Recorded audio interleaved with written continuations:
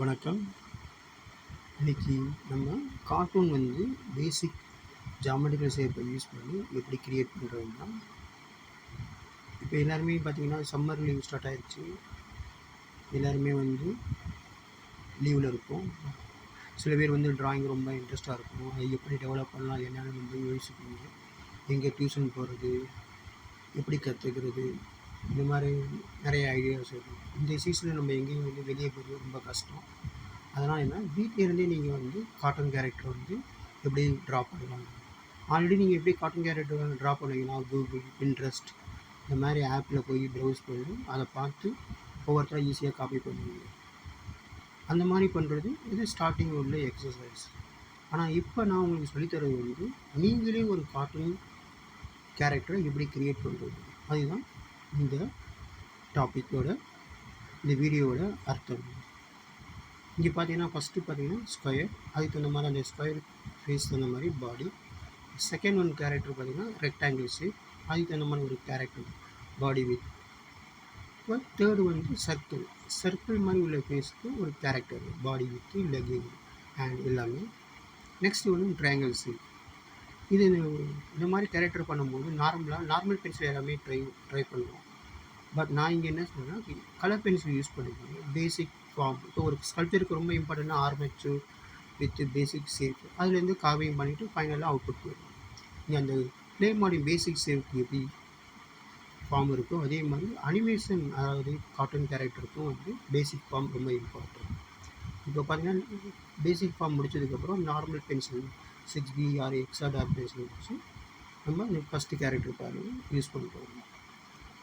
First பாருங்கள் hairstyle எப்படி டிஃப்ரெண்ட்டாக இருக்குது, ஐஸ் பாருங்கள், நோஸ், லிப்ஸ், அதுக்கப்புறம் அந்த காஸ்டியூம். இந்த மாதிரி கேரக்டர் க்ரியேட் பண்ணும்போது நம்மளுக்கு என்ன தெரியுமோ அதை போல்டாக பண்ணணும். மிஸ்டேக் வரும், அதை பற்றி நீங்கள் எதுவும் கவலைப்படாது.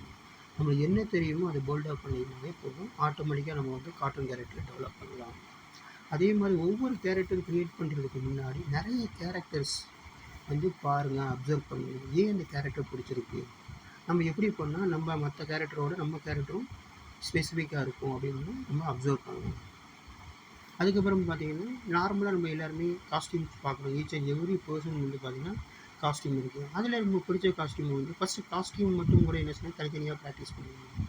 அந்த ப்ராக்டிஸ் பண்ணதுக்கப்புறம் மெமரி ஆனதுக்கப்புறம் அதே காஸ்டியூமை நம்ம வரைகிற கேரக்டருக்கும் அப்ளை பண்ணி பார்க்கணும்.